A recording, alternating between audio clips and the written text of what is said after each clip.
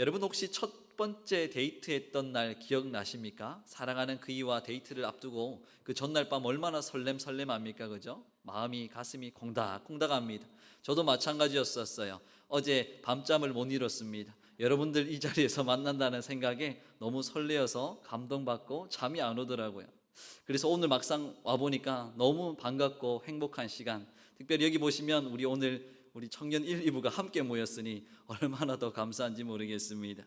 우리 주변 분들과 이렇게 한번 인사하면 좋겠어요. 하나님의 말씀으로 설득됩시다. 여러분 혹시 살아가면서 설교란 무엇일까? 질문을 던져본 적 있으십니까? 제가 한번 내려본 설교의 정의는요, 성령님께서 깨뜨려지지 않는 각자의 한 사람 한 사람의 마음을 완전히 설득시키는 시간이 바로 설교 시간임을 저는 믿고 이 시간에도 선포합니다. 여러분, 그러면 오늘 말씀 듣고자 나오신 여러분은 얼마나 하나님의 말씀으로 설득되어지기를 소망하십니까? 더 나아가 이 시간 하나님의 말씀으로 설득되려면 어떻게 해야 되는 걸까요? 제가 꿀팁 하나 알려드리도록 하겠습니다. 우리 청년 2부 때는 잠깐 언급을 한 것 같은데요, 제 앞에 지금 무엇이 보이죠? 당연히 이충강 목사라는 사람이 보일 겁니다. 그런데 오늘 이 시간 이후부터는 설교 시간마다 바로 목사님이 보이는 게 아니라 예수 그리스도의 십자가 그 프레임을 통해서 목사님을 바라보시면 좋겠고요, 설교자 역시 이 십자가 프레임을 통해서 여러분들, 우리 귀한 성도님들을 바라보기를 원합니다. 그때 어떤 놀라운 역사가 일어나냐면요, 하나님의 말씀이 십자가의 그 귀한 프레임을 통해서 깨끗하게 더 걸러져서 여러분들 귓가에 마음속에 계속적으로 울리기 시작합니다. 그리고 여러분 역시 사랑의 그 십자가의 렌즈를 통해서 설교자를 바라보니 성령님께서 얼마나 한없이 기뻐하시겠습니까? 성령님께서 한 분 한 분마다 놓치지 않으시고 말씀으로 계속 설득해가는 그 귀한 은혜를 오늘 또 다 경험하게 되기를 간절히 소망합니다. 여러분, 오늘 설교 제목이 무엇일까요? 혹시 이미 떠 있기 때문에 아는 분들은 제가 좀 선물을 준비하려 했거든요. 이미 저 바깥에 준비가 되어 있습니다. 그거는 바로 울산교회 엘리베이터 평생 무료 이어권 나눠드리려고 했는데 정답을 다 알고 계시는 걸로 믿고 한번 다시 띄워주시고요, 우리 제목 한 번만 더 읽어보겠습니다. 시작. 에어컨 요나, 떼약볕 하나님. 혹시 요나 설교 들으시면서 이런 설교 제목 들으신 적 있으십니까? 저 역시도 평생 설교하면서 아직 많이 설교는 못 해봤지만 이 설교 제목은 처음 붙여보았어요. 왜 그랬을까? 하나님이 왜 제 마음을 그렇게 감동시켜서 이렇게 제목을 정하게 하셨을까? 저뿐만 아니라 여러분들도 함께 궁금해하시면서 이 말씀을 따라와 주시면 더 큰 은혜가 있는 줄 믿습니다. 여러분, 오늘은요, 우리 세 가지 하나님께서 주시고자 하는 영적 은혜가 있습니다. 그 첫 번째가 무엇이냐? 우리는 하나님의 아픈 손가락이라는 겁니다. 여러분, 아픈 손가락 했었을 때 어떤 이미지가 떠오르죠? 더 뭔가 이 사람한테는 관심을 가져줘야 되고 더 많은 사랑을 줘야 될 것만 같은, 근데 그런 사람들이 누구일까요? 다른 사람 볼 것 없이 바로 우리입니다. 우리가 하나님 앞에 아픈 손가락이에요. 여러분, 그런데요, 우리가 아픈 손가락이기 때문에 하나님께 감사한 줄 믿으시기 바랍니다. 다시 말씀드려서 우리는 하나님 없으면 어차피 안 될 존재라는 겁니다. 오늘 살펴볼 요나 역시 하나님의 아픈 손가락이었어요. 저는 여태껏 요나 말씀을 많이 듣고 또 읽어보았지만 눈물이 잘 안 나더라고요. 그런데 이상하게 이번 설교 말씀을 준비하면서는 눈물이 그렇게 줄줄줄 나오더라고요. 그래서 제가 한번 요나 말씀을 이렇게 별명을 붙여보았어요. 한번 따라해 주시겠습니까? 양파 같은 말씀. 양파를 까면 뭐가 나오죠? 눈에서 눈물이 줄줄줄 나옵니다. 여러분, 이 요나 말씀뿐만 아니라 사실 성경 66권 1189장 정말 주옥같은 말씀 읽을 때 우리 눈물샘이 고장이 나면 좋겠어요. 근데 여러분, 눈물샘 고장 났습니까? 안 났습니까? 고장이 절대로 안 나는 거예요. 어떤 말씀을 들어도 비판하기 바쁘지 그 말씀이 큰 은혜로 다가오는 경우가 별로 없더라라는 겁니다. 그래서 이 시간 성령님께서 여러분들을 다시 한번 더 새롭게 변화시켜 주실 줄로 믿습니다. 특별히 고장난 그 눈물샘을 하나님께서 놀랍도록 터뜨려서 예수 그리스도로 만족해 되는 놀라운 그 은혜를 경험할 수 있는 이 시간 되기를 소망합니다. 여러분, 오늘 우리가 요나에 대해서 살펴보려고 하는데 요나 하면 어떤 이미지가 떠오르시죠? 저는 이렇게 요약하고 싶어요.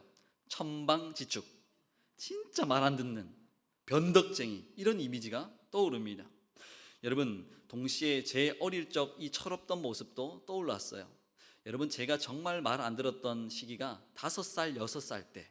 지금 저희 첫째 딸이 6살입니다. 말을 잘 안 들어요. 여러분들의 자녀도 한번 떠올려 보십시오. 어렸을 때, 5, 6살 때 얼마나 말을 안 들었는지. 제 이야기를 한번 잠시 해드리려고 합니다. 저는요, 세발 자전거 타고 다녔던 걸 좋아했어요. 그래서 세발 자전거를 가지고 어디로 주로 나갔냐면 삼거리에 나가가지고 옆에 있는 차랑 카레이싱 경주를 벌이기로 했습니다. 그리고 놀이터를 너무 좋아했어요. 그리고 놀이터 가가지고 양말 한 짝, 신발 한 짝은 항상 친구들한테 전도용으로 주고 집으로 돌아왔어요. 그것뿐만 아니라 돌아올 때 그냥 돌아오는 게 아니라 양말 한쪽에 모래를 한가득 넣어가지고요, 빙글빙글 돌리면서, 그 집이 주택 단칸방이었거든요. 그 단칸방에 그냥 엄마 몰래 이걸 다 버리는 거예요. 그리고 뭐 했겠습니까? 바닥에 앉아서 샌드아트를 하기 시작했습니다. 얼마나 철부지 없었을까요? 조금 더 소개해드리면 저는 대구 출신입니다. 그래서 대구에 침산동부교회라고 모교회가 있어요. 그 교회에 항상 그 남녀전도회 행사를 하면 귤을 항상 사두셨던 기억이 납니다. 그런데 저는 골목대장처럼 귤을 다 풀어 헤쳐가지고 친구들한테 다 몇 개씩 나눠줍니다. 먹으라고 나눠주는 게 아니라, 이제 너랑 나랑 이 본당에서 귤 전쟁을 하는 거야 얘들아. A편, B편 해가지고 서로 던지고 난리가 난 거예요. 그러면 이 벽이 어떻게 됐을까? 무슨 색깔이 됐을까요? 주황색이 된 겁니다. 그래서 한동안 저희 교회 벽은 항상 주황색이었던 기억도 납니다. 그것뿐만 아니라 이 강대상 밑으로 들어가가지고 쉬야도 하기도 하고 몰래 잠도 자기도 하고, 정말로 천방지축이었던 저의 활약상을 들을 때 끝이 안 날 것 같습니다. 그런데 이 천방지축과 같은 모습을 보였던 사람이 누구라고요? 요나라는 사람입니다. 여러분, 그런데 어느 날 아미떼라는 이 한 아버지의 아들 요나에게 하나님의 말씀이 임했어요. 우리 한번 1장 2절 한번 읽도록 하겠습니다. 시작. 너는 일어나 저 큰 성읍 니느웨로 가서 그것을 향하여 외치라. 그 악독이 내 앞에 상달되었음이니라. 여러분, 여기에 보면요, 2절 말씀에 반복되고 있는 3가지의 동사 표현이 있는데 읽어볼까요? 시작. 일어나, 가라, 외치라. 이 3가지 동사 표현이 연속해서 나옵니다. 이거 도대체 어떤 의미가 담겨 있을까요? 한마디로 결론지어 말씀드리면, 지금 하나님께서 저 니느웨 성에 살고 있는 사람들 빨리 회심시켜서 내 백성 삼고 싶다라는 거예요. 너무 지금 하나님 마음이 급한 건 거예요. 그래서 누구를 특파원으로 보낼까 고민하던 걸 때 이 부족한 요나를 특파원으로 보내려고 했던 겁니다. 자, 여러분, 지금 하나님이 굉장히 시급하고 있는데 하나님만 시급한 것 같습니다. 다급한 것 같아요. 오히려 요나는 전혀 다급하지 않습니다. 여러분, 요나에게 이 말씀을 아주 급하게, 신중하게, 엄중하게 부탁을 하고 있는데, 과연 요나는 이 말씀에 어떤 생각을 하고 어떤 행동을 했을까요? 이 질문에 답을 해보려면 성경 배경 지식을 알 필요가 있는데, 지도 한번 제가 보여드리도록 하겠습니다. 요나는요, 북이스라엘 갈릴리 인근에 이 가드 헤벨에 살던 선지자였어요.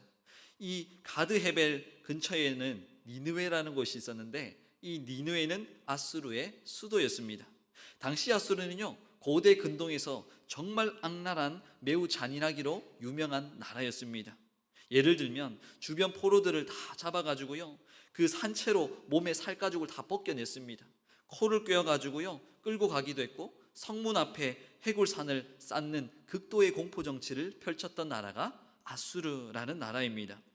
또 요나 시절에 북이스라엘은 정말 잘 나갔어요. 여로보암 2세라는 왕이 통치를 하는데 군사적으로나 경제적으로나 얼마나 부유하고 위대했던지요. 여러분, 이 배경 속에서 요나가 2절에 하나님 말씀 들을 때 도대체 무슨 생각을 했을까요? 아마 이런 생각을 했던 것 같습니다. 하나님, 이건 아니죠. 우리나라 백성들 저 괴롭히는 저 아수르 구원하는 거, 이건 진짜 말이 안 됩니다. 그러니까 저 하나님 명령 듣기 싫어요 라는 생각을 분명히 했을 겁니다. 그래서 요나는 파격적인 행보를 이어갑니다. 우리 요나서 1장 3절 한번 읽어보겠습니다. 시작. 그러나 요나가 여호와의 얼굴을 피하려고, 저기 나와 있는 여호와 얼굴을 피한다라는 말, 도대체 어떤 의미가 있을까요? 바로 선지자 직무를 포기한다라는 거예요. 아주 먼 곳으로 도망한다는 겁니다. 하나님과 사실상 관계 단절을 선포한다는 거예요. 그러면 요나가 어디까지 도망칠 생각이었을까? 잘 알고 있는 내용이지만 우리 3절 중반절 한번 읽어보도록 하겠습니다. 시작. 일어나 다시스로 도망하려 하여 욥바로 내려갔더니, 여러분 요나의 고향이 가드헤벨이라 했죠. 그리고 지금 어디에 일단 이동합니까? 욥바로 이동하는데, 가드헤벨과 욥바의 거리가 약 100km 정도 떨어져 있어요. 그러니까 한 4일 정도는 계속 걸어가야 도착할 수 있는 거리입니다. 그러면 충분히 요나가 뚜벅뚜벅 걸어가면서 내가 하나님께 정말로 잘못했구나 회개하고 뉘우칠 만하지 않습니까? 그런데 회개하고 뉘우칩니까? 그러질 않았던 거예요. 여러분 결국엔 욥바에 도착해서 다시스로 가는 배를 탑니다. 여러분 또 욥바에서 다시스까지가 한 어느 정도 거리였을까? 바로 4,000km 정도 떨어져 있었다 그래요. 얼마나 먼 거리였을까? 다시 말씀드리면 요나에게 있어서 다시스라는 그곳은 세계의 끝으로 인식되었던 곳입니다. 그렇다면 우리나라에서 가장 먼 거리에 떨어져 있는 나라는 어느 나라일까요? 이건 상품이 없습니다. 정답은 아르헨티나라고 합니다. 한 19,000km 이상 정도 떨어져 있다고 그래요. 그러니까 우리 입장에서 아르헨티나가 떠오르듯이 과거 요나 입장에서는 욥바에서는 다시스가 가장 멀어. 그러니까 무조건 난 다시스로 갈 거야 라는 생각을 하면서 그렇게 배를 타지 않았을까 예상을 해볼 수가 있겠죠. 얼마나 요나가 지금 하나님의 얼굴을 대면하기 싫었으면, 얼마나 하나님의 명령을 순종하고 싶지 않았으면 이렇게나 먼 거리를 도망치려 했던 걸까요? 여러분 우리 3절 후반절 한번 읽어보면 좋겠습니다. 시작. 다시스로 가려고 배삭스를 주고 배에 올랐더라. 여러분 지금 요나가 욥바에서 배를 타는데 그냥 탈 수 있었을까요? 지금도 그렇지만 돈을 내야 탈 수가 있습니다. 그러면 제가 이렇게 여쭤볼게요. 당시 요나가 다시스로 가는 배를 타기 위해서 얼마를 지불했을까요? 대략 제가 한번 찾아봤어요. 역사적인 문헌 기록 그리고 고대 물가지수 이런 거 다 더해보고 종합 계산을 해본 결과 약 2천만 원 정도가 들었을 것이다 라는 결론이 나오더라고요. 여러분 수중에 다 2천만 원씩은 들고 다니시잖아요, 그죠? 말도 되도 안 하는 소리 하지 마세요 목사님 생각하실 거예요. 왜냐고요? 2천만 원 벌기 쉬워요, 어려워요? 매우 어렵습니다. 그렇다면 그 가난했을 법한 요나가요 이 어마어마한 돈을 지불하고서라도 하나님 얼굴을 피해서 다시스로 갔다라는 결론을 우리는 맞이하는 거죠. 뭔가 기쁜 생각에 슬슬 잠기지 않으십니까? 하나님은 니느웨 사람 구하는데 다급했다라면 지금 요나는 하나님의 얼굴을 피하는데 다급했다라는 사실, 정말로 우리 마음을 아프게 합니다. 그러나 그 요나가 바로 누구일까요? 주변 사람 보십시오. 누가 요나 같나 한번 보십시오. 다른 데 쳐다보지 마시고 저를 따라해 주세요. 요나. 멀리서 찾으실 필요가 없습니다. 요나가 가장 심각한 문제를 일으키는 사람입니다. 또 이쯤에서 요나가 얼마나 철부지 없던 행동으로 이어갔는지 우리 3절 중반절도 다시 한번 읽어볼까요? 시작. 마침 다시스로 가는 배를 만난지라. 참 놀랍지 않습니까? 지금 요나가 마음속에 내가 지금 잘못하고 있구나 라는 생각을 분명히 했을 거란 말이죠. 그런데 내 앞길이 점점점 열리는 거예요. 성공의 가도가 막 보이는 겁니다. 너무 행복한 거예요. 그런데 뭔가 이 마음속 한켠에는 찜찜한 겁니다. 얼마나 당황스러웠을까요? 분명히 이렇게 가다가는 뭔가 하나님이 치실 것 같고 막으실 것 같은데 오히려 그 다시스로 가는 그 길이 점점점점 넓어지는 거예요. 그런데 여러분 우리가 이때 조심해야 될 것이 있습니다. 기도 한 번 없이 선택하고 나갔던 요나, 그 인생 어떻게 됩니까? 결국 바다에 빠질 수밖에 없는 상황이 옵니다. 풍랑을 하나님이 허락해 주셨기 때문이죠. 지금 자신이 죄를 짓고 있다는 거 분명히 알고 있었는데 당황스러우면서도 은근히 기분 좋았을 거란 말이죠. 성도님 여러분, 우리 인생도 마찬가지지 않습니까? 기도 한 번 없이 내 삶의 성공 가도로 달리고 있다? 이거 굉장히 조심해야 된다는 수신호입니다. 조금만 있으면 큰 풍랑을 만날 수도 있다라는 두려움을 가지고 우리는 반드시 하나님께 나아가서 여쭤보아야 합니다. 여러분, 우리는 절대로 기도 없이는 살 수 없습니다. 하나님께 여쭤보고 한 스텝 계속 나아가야 될 줄로 믿습니다. 오늘도 청방지축 같은 우리 인생의 모습을 있는 그대로 하나님께 인정하고요, 보여드릴 수 있는 이 시간 되기를 간절히 축복합니다. 여러분, 그러면 두 번째, 하나님께서 우리에게 주시고자 하는 영적인 교훈은 무엇이냐? 바로 하나님의 마음을 모르는 그 연약함을 하나님이 오히려 은혜로 덮으십니다. 이게 하나님이 우리에게 주시는 교훈이에요. 하나님은 말썽꾸러기 요나를 위해서 큰 물고기를 이미 욥바에서부터 약 100km 정도 떨어져 있는 그 바닷속에 딱 스탠바이를 해두신 거예요. 그리고 지금 욥바에서부터 다시스로 가는 배를 요나가 탔습니다. 뿌 하고 가는데 뭘 만나게 되죠? 큰 풍랑을 만납니다. 큰일 났다 싶어가지고 결론은 본인이 이제 뛰어내립니다. 그때 준비되었던 물고기가 어떻게 잡아 먹게 되죠. 그래서 꾀꼬닥 죽었습니까? 죽이지 않으셨어요. 하나님은 살리셨어요. 그런 면에서 여러분 잘 생각해 보세요. 그 당시에 물고기는 어쩌면 최초의 잠수함이었을 수 있습니다. 그렇지 않습니까? 산채로 덥석 물어가지고 지금 어디로 데릴 것 같까요? 출발했던 곳으로 갑니다. 다시 욥바로 가는 거예요. 여러분, 하나님이 왜 이렇게 하셨을까요? 여러분, 하나님이 급하시다면서요. 그러면 기적을 베풀어서라도 큰 물고기가 강을 거슬러 올라가서라도 니느웨 그 내륙 지방까지 도착하게 하셔야 되는데, 여러분, 욥바와 니느웨 거리가 한 얼마 정도 되었을까요? 600km 정도 됐다라고 합니다. 상당히 먼 거리지 않습니까? 다시 말해서 요나를 물고기가 토해냅니다. 어디쯤에요? 욥바 혹은 그 근처에 있는 어느 연안쯤에. 그리고 거기서부터 요나가 걸어서 600km를 걸어서 어디로 가고 있죠? 니느웨로 갑니다. 그러면 충분히 이런 생각할 수 있다고 생각해요. 우리 요나서 2장에 나오는 내용 보면 요나가 회개했구나 라는 것을 알 수가 있거든요. 그런데 이게 시간이 지날수록 이게 진정한 회개였는가? 한번 우리가 돌아볼 수 있게 된다는 겁니다. 여러분, 요나는 한참을 걸어서 드디어 니느웨 성에 도착을 합니다. 그런데 이 성이 얼마나 컸던지 여러분 한번 우리 3장 3절 후반절 한번 잠시 읽어보도록 하겠습니다. 3장 3절 후반절 읽습니다. 시작. 니느웨는 사흘 동안 걸을 만큼 하나님 앞에 큰 성읍이더라. 여러분, 지금 이 니느웨 성 전체 한 바퀴를 돌려고 하면 약 60km, 90km 정도를 계속 걸어야 됐어요. 얼마나 오래 걸어야지 도착했겠습니까? 여러분, 우리 3장 4절도 한번 읽어볼까요? 3장 4절 읽습니다. 시작.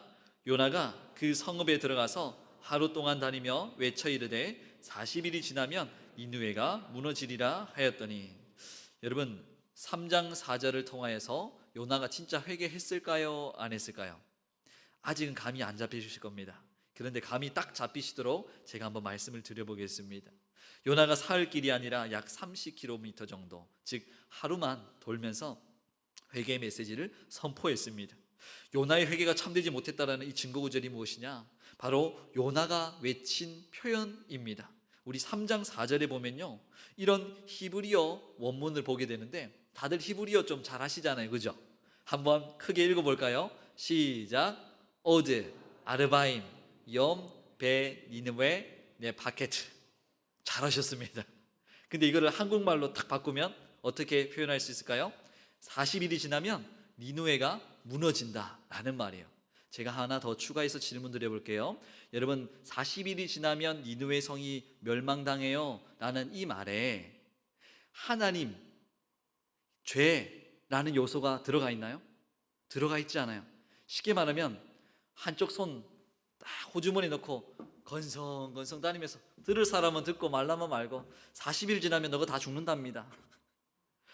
건성건성 대강 대충 하는 그런 요나의 모습 지금 상상해 볼 수 있지 않으십니까? 다시 질문해 볼까요? 요나가 2장에 나오듯 물고기 뱃속에서 진정한 회개를 했다고 생각하는 분 계십니까? 이제는 아무도 손을 들지 못할 것 같습니다. 여러분, 이 정도 되면 니느웨 성 사람이 그 회개 메시지를 듣고 진정한 회심을 경험할 수 있었을까요? 이성적으로는 절대로 그럴 일이 일어날 리가 없습니다. 그런데 여러분, 놀라운 역사가 일어났어요. 요나서 3장 5절에서 9절 말씀 보니까 정말 놀라운 역사가 일어났는데 그 대표적인 구절이 저 6절이에요. 6절 한번 띄워만 주시고요. 여러분 저기 보시면 아수르의 왕이 회심하는 장면이 나옵니다. 잠깐 설명드릴게요. 자기 보좌에서요 일어났다라고 이야기합니다. 여러분 이 말은 자기 통제권을 이제는 내려놓는다, 통치권을 내려놓는다라는 의미고요. 왕복을 벗는다라는 말은 내 영광, 신분조차도 하나님께 내려놓겠다라는 말입니다. 굵은 베옷도 입는데 이것은 바로 내가 하나님 앞에 정말로 큰 죄인이다라는 것을 고백한다라는 거예요. 심지어는 또 제위에 앉아버립니다. 이 말은 곧 내가 세상에서 가장 낮은 자입니다 하나님이라는 고백이죠. 더 놀라운 사실은 이 왕이 자기뿐만 아니라 가축, 자기 나라에 있었던 수많은 가축까지 강제 금식을 시켜버려요. 놀랍지 않습니까? 여러분 설교자 요나는 무성의했지만 그 모든 말씀을 진정으로 받아들인 사람은 청중들이었다는 사실을 기억하시면 좋겠습니다. 그 니느웨 성 안에 성령의 그 불덩어리가 소낙비처럼 내려치자 하나님의 놀라운 회심, 대부흥의 역사가 일어났습니다. 전 이 시간 도전하길 여러분들이 속한 가정과 이 귀한 울산교회에 하나님의 이 놀라운 성령의 대부흥 운동이 펼쳐지게 되기를 간절히 주님의 이름으로 소망하고 축복합니다. 자, 그런데 지금 다 이래 흥분되어 있어요. 진짜 하나님이라는 분 너무 좋다. 왜 이제서야 알았을까? 다시 다 회심하고 지금 너무 기뻐하고 있습니다. 그런데 딱 한 사람은 지금 씩씩거리고 있습니다. 화가 나 있습니다. 누구일까요? 멀리서 찾지 말라 했어요. 요나입니다. 여러분 열받은 요나가요 결국 해서는 안 된 말을 하나님께 하는데 이거 한번 읽어볼까요? 4장 1절과 3절 읽습니다. 시작. 요나가 매우 싫어하고 성내며 여호와여 원하건대 이제 내 생명을 거두어 가소서. 사는 것보다 죽는 것이 내게 나음이니이다 하니. 여러분 이것을 우리식으로 이렇게 표현할 수 있습니다. 하나님 아유 진짜 좀 하나님 내가 니느웨 성 안 가려 했던 이유가 뭔지 아시죠? 하나님은 원래부터 막 은혜롭고 자비롭고 인애가 넘치시니까 내가 회개 메시지 전하면 분명히 그들을 용서하실 거 내가 알고 있었어요. 하나님 진짜 하나님 싫어요. 괜히 싫어요 라고 말하는 것과 동일한 말씀을 여러분들이 두 구절을 통해서 읽었습니다. 여러분 방금 우리가 살펴보았던 요나의 분노가요 사실 얼마나 무서운지 몰라요. 왜냐고요?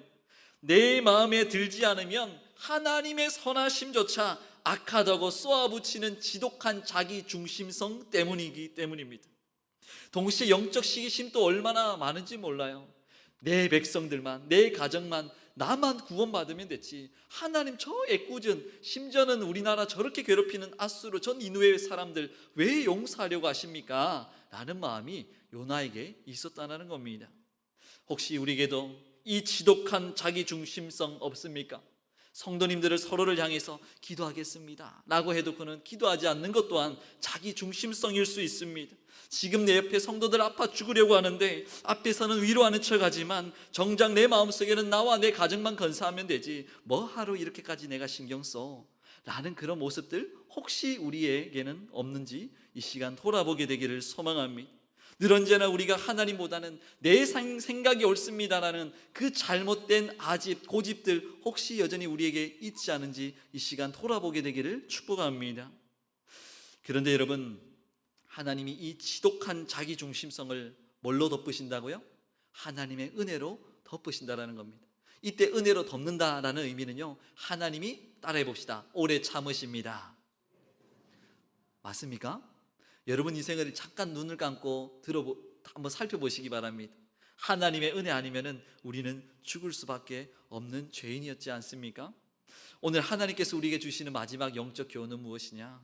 하나님은 그분의 마음을 아낌없이 우리에게 쏟아내신다라는 거예요. 여러분 지금 요나가 자기 분에 못 이겨서 대폭발해버린 이유가 무엇이라고 생각하십니까? 바로 하나님 마음을 요나는 전혀 알지 못했기 때문입니다. 요나는요 일반 성도가 아니었어요. 하나님의 마음을 충분히 알고 그 마음을 있는 그대로 고스란히 전달해야 하는 선지자였습니다. 이 시대의 목회자와도 같은 그런 정말로 영적인 고귀한 신분을 가지고 있었습니다. 그러나 하나님의 마음을 조금도 이해해드리려는 마음 상태가 아니었던 것이죠. 여러분 이게 바로 우리의 모습 아니겠습니까? 그래서 하나님은요, 요나를 즉결 처분하기보다는 참고 인내하며 하나님의 마음을 가르치기 위해 어떤 하나의 프로젝트를 다시 한 번 더 시행해 옮기십니다. 우리 요나서 4장 5절 띄워만 주시고 눈으로 한번 확인해 주시면서 들어주십시오. 지금 한창 씩씩거리면서 열받아 있는 요나가요, 뭐하고 있죠? 성읍 동쪽에 초막 하나 짓고 편안하게 앉아가지고 쟤들만 하나 지켜보기 시작했다라고 합니다. 그때 하나님이 박넝쿨을 예배하세요. 그러면 그늘이 만들어졌겠죠? 그 그늘 안에서 요나가 얼마나 행복했을까요? 이 박넝쿨이라는 에어컨이 세상에서 가장 좋지 않았을까 생각이 됩니다. 그 당시에는 얼마나 기쁘고 행복했을까. 그런데 하나님 가만히 있지 않습니다. 벌레를 보내세요. 그리고 그 벌레가 무엇을 하죠?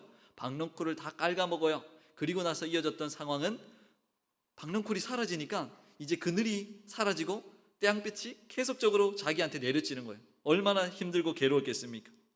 여러분, 이 시간 잠깐 박넝쿨 하나로 상반된 요나의 반응을 또 살펴보기를 원하는데요, 우리 4장 6절과 8절 말씀 읽어보겠습니다. 시작. 요나가 박넝쿨로 말미암아 크게 기뻐하였더니 요나가 혼미하여 스스로 죽기를 구하여 이르되 사는 것보다 죽는 것이 내게 나으니이다 하니라. 진짜 변덕쟁이죠. 여러분, 8절의 표현을 이렇게 살려볼 수 있다고 생각합니다. 하나님, 아이씨 나 진짜 못해먹겠네. 인생 정말 더러워요. 하나님, 나 더 이상 이 선지자 노릇 못하겠어요. 하나님, 나 진짜 이거 다 오늘부로 때려치우고 하나님과 나와의 관계도 청산합시다. 지금 완전히 화가 끝까지 치밀어 오른 요나의 모습 볼 수 있죠. 근데 그런 모습이 혹시 우리에게는 없느냐라는 말입니다. 이 연말을 맞이한 때 하나님께 몇 번이나 화를 내셨어요? 하나님께 몇 번이나 불평과 불만을 쏟아내셨습니까? 우리 시간 한번 우리 스스로를 돌아보기를 원합니다. 여러분, 사실 하나님께 절대로 이런 말을 해서는 안 됩니다. 여러분들도 잘 아시지 않습니까? 만약 제가 당시 하나님이었다면 아마 이렇게 요나에게 말을 했을 것 같아요. 이놈의 자식이, 어서 계작들을 대령하라. 내가 이 일을 반드시 즉결 처분하리라. 이렇게 저는 말했을 것 같아요. 여러분도 그렇지 않습니까? 근데 하나님 어떻게 한다고요? 그 연약함을 하나님의 은혜로 덮는 거예요. 하나님이 무한대로 용서하시고 참고 교육하고 이걸 계속 반복하십니다. 사사시대도 마찬가지였고요, 우리의 인생 수십 년 동안 그걸 반복하고 계시다라고요. 25년 한 해 하나님께 감사할 것, 은혜로웠던 것 참 많습니다. 그러나 하나님께 회개해야 될 것도 참 많습니다.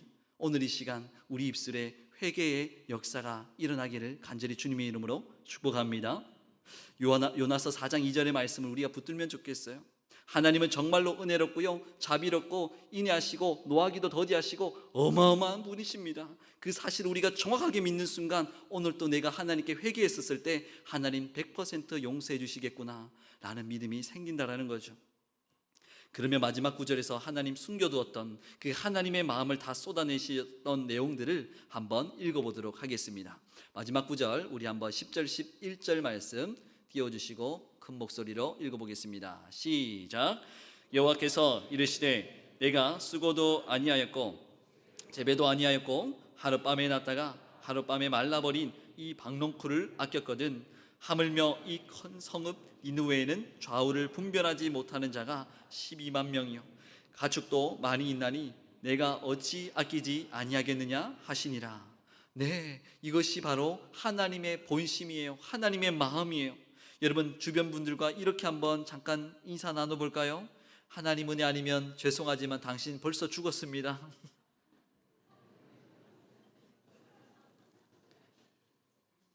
맞는 말이죠? 하나님 은혜 아니고서는 2025년 1월 1일에 우리는 다 죽었습니다. 맞지 않습니까? 한 해를 돌아보고 돌아보아도 이 죄인이 내세울 게 단 한 개도 없는 거예요. 이게 바로 하나님 아버지의 은혜를 내리시는 스탠바이, 세팅 상태예요. 그리고 비고 빈 마음, 연약한 그대로 괜찮아 그것도. 왜? 나의 은혜로 모든 것을 덮을 거니까. 여러분, 오늘 제목이 뭐라고 했죠? 에어컨 요나, 띠약볕 하나님. 왜 이렇게 하나님이 저에게 이 제목을 적어라 라고 말씀하셨는지 조금 이해가 되십니까? 저는 마지막으로 이 거룩한 도전을 하기를 원합니다. 25년 한 해 여전히 내가 하나님의 마음을 모르겠다, 여전히 하나님의 뜻이 진짜 모르겠다 라고 생각하는 분들, 제가 꿀팁을 드릴게요. 여러분, 요나처럼 더 이상 이 박넝쿨 에어컨에 속해 있지 마시기 바랍니다. 그 시원한 곳이지만, 좋은 곳이지만, 등 따시고 배부른 곳이지만 거기서 나오십시오. 그리고 어디를 가야 될까요? 뙤양볕, 나를 힘들게 하는 자리, 사명의 자리, 하지만 하나님의 마음을 알 수 있는 그 자리로 나아갈 수 있는 저와 여러분 인생 되기를 간절히 축복합니다. 여러분, 그러면 점점점 하나님의 마음을 알기 시작하는 거예요. 다 자녀들을 키워보셨죠? 또 자녀를 앞으로 키워보실 겁니다. 그러면 조금씩 알아가게 될 거예요. 하나님의 마음이 어떤가, 바로 이런 거구나 라는 것을 잘 아실 겁니다. 여러분, 내일은 12월 25일입니다. 성탄 감사 예배가 있어요. 여러분, 성탄의 의미가 무엇이라고 생각합니까? 다름이 아니라 하나님께서 정말 죄의 냄새로 풀풀 나는 그 지구 땅에 내려오셨다라는 것, 그리고 연약한 나 같은 이 죄인을 용서하시기 위해 내려오셨다라는 것, 그리고 다른 거 하기 위함이 아니라 죽기 위해서 이 자리에 오셨다라는 것, 그 모든 것에 하나님께 감사합니다. 그분의 임재에 다시 한 번 더 감사합니다. 기뻐할 수 있는 날, 그날이 바로 성탄절 아니겠습니까? 여러분, 하나님의 마음이 담긴 정말로 주옥 같은 두 구절 우리 한번 성경 말씀 읽고 마무리하려고 합니다. 먼저 우리 로마서 5장 8절 읽어볼까요? 시작. 우리가 아직 죄인 되었을 때에 그리스도께서 우리를 위하여 죽으심으로 하나님께서 우리에 대한 자기의 사랑을 확증하셨느니라. 우리 계속 읽습니다. 시작. 사랑은 여기 있으니 우리가 하나님을 사랑한 것이 아니요 하나님이 우리를 사랑하사 우리 죄를 속하기 위하여 화목제물로 그 아들을 보내셨습니다. 아멘이십니까? 하나님이 우리를 먼저 사랑하셨대요. 죄인인 우리가 먼저 손 내민 것 아니고 하나님이 철저하게 우리를 찾아오시고 용서하시고 사랑하셨다라고 분명히 말씀하시지 않습니까? 여러분, 이 시간 오늘 이 요나서 말씀 통하여 하나님의 그 마음이 구구절절히 더욱더 느껴지게 되기를 원합니다. 사랑하는 성도님 여러분, 말씀 맺습니다. 요나서는 4장 11절로 마무리됩니다. 하나님의 마음을 표현한 것으로 끝이 나요. 그리고 12절에 왜 요나의 반응이 기록되어 있지 않을까 저는 궁금하더라고요. 그러면서도 한 가지 여러분들께 거룩한 도전 하기를 원했습니다. 그 거룩한 도전은 무엇이냐? 하나님의 마음을 우리가 지금 받았고 알게 되었습니다. 그렇다면 그 하나님 마음을 알게 된 우리가 하나님께 어떤 반응을 보여야 될까요? 그것이 성경에는 기록되어 있지 않지만 요나서 4장 12절, 13절, 14절 여러분들이 그것을 써내려갈 수 있어야 된다는 사실입니다. 마지막으로 질문해 볼까요? 여러분, 하나님의 마음을 두고서 어떻게 이제 고백하시기를 원합니까? 저는 이 시간 이렇게 고백하면 좋겠어요. 하나님, 부족하지만 하나님의 심장 속으로 한번 뛰어들어가 보고 싶습니다. 하나님, 정말로 그 어마어마한 용암보다도 더 뜨거운 하나님의 은혜의 온도를 나도 한번 좀 경험해 볼 수 있는 26년도 한 해 되기를 원해요. 이런 고백들이 요나서 4장 12, 13, 14절 기록되어지기를 간절히 주님의 이름으로 소망하고 축복합니다. 그래서 한 해, 또 다른 26년도 은혜로 주어질 한 해, 하나님의 마음을 무엇보다도 잘 알고 그 뜻대로 행할 수 있는 신앙생활할 수 있는, 그래서 복받을 수 있는 우리 귀한 울산교회 성도님들 다 되시기를 간절히 주님의 이름으로 축복합니다.